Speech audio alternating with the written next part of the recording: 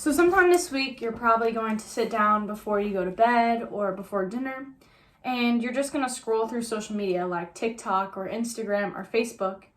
But after you get off and you're just laying there, you're just feeling a little sad and lonely because everyone else is living such wonderful lives and they had so much fun with their family at Easter. Well, today I want to encourage you to take a minute away from social media because it can cause depression, anxiety, and also promote loneliness. Hi, my name is Ava Baker, and for the past few years, I struggle with mental health issues myself.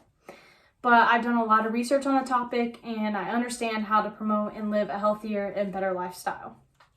Social media is extremely popular and has become one of the biggest worries for most teens and millennials.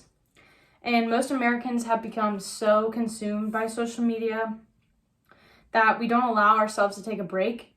But taking a break can boost your mood, increase your sleep quality, improve your overall satisfaction with your life and happiness, and also increase your day-to-day focus.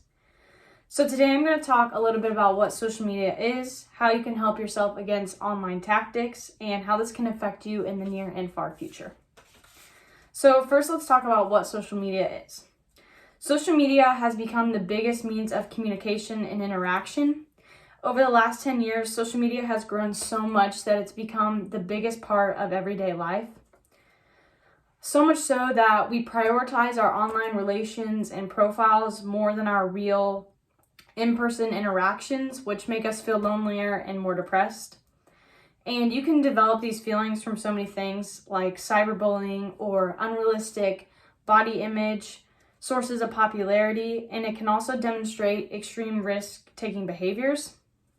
However, you might not even notice you're feeling this way because you think it's a normal interaction you're having with a person in real life, like you're talking in real life, but it's not the same at all. And so many mental health issues have started from social media. But regardless of your age, gender, race, or your home life and upbringing, you can be affected by social media. Some people think that social media doesn't affect you because it is so similar to an interaction in real life. And it's just like talking to a friend in person, but it's not the same.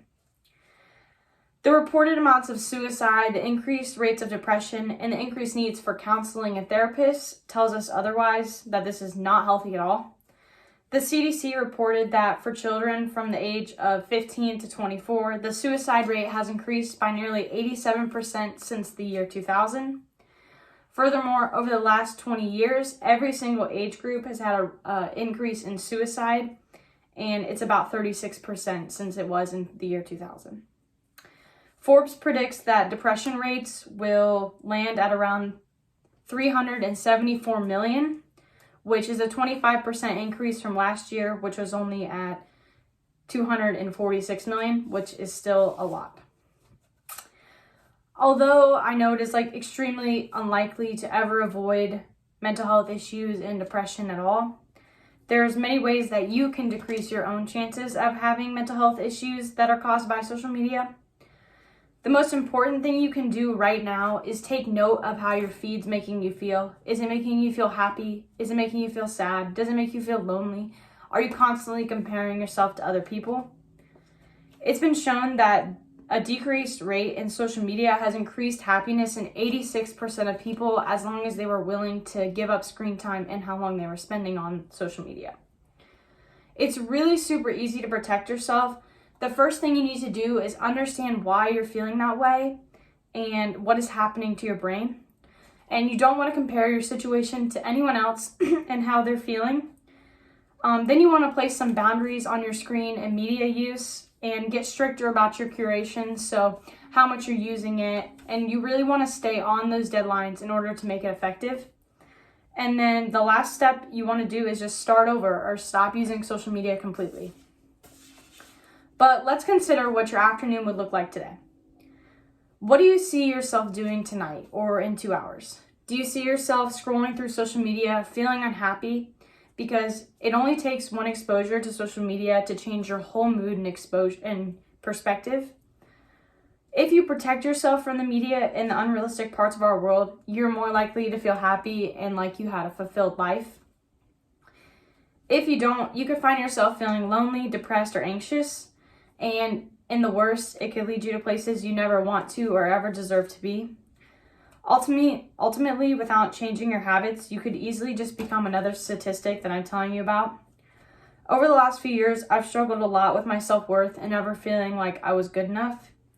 But I've talked to my counselor and a lot of other people, and she encourages me to stay away from social media because it has detrimental effects on my health. Although I will always have clinical depression, or at least for the rest of my life, I still consider myself extremely lucky to be standing here and informing you about this today.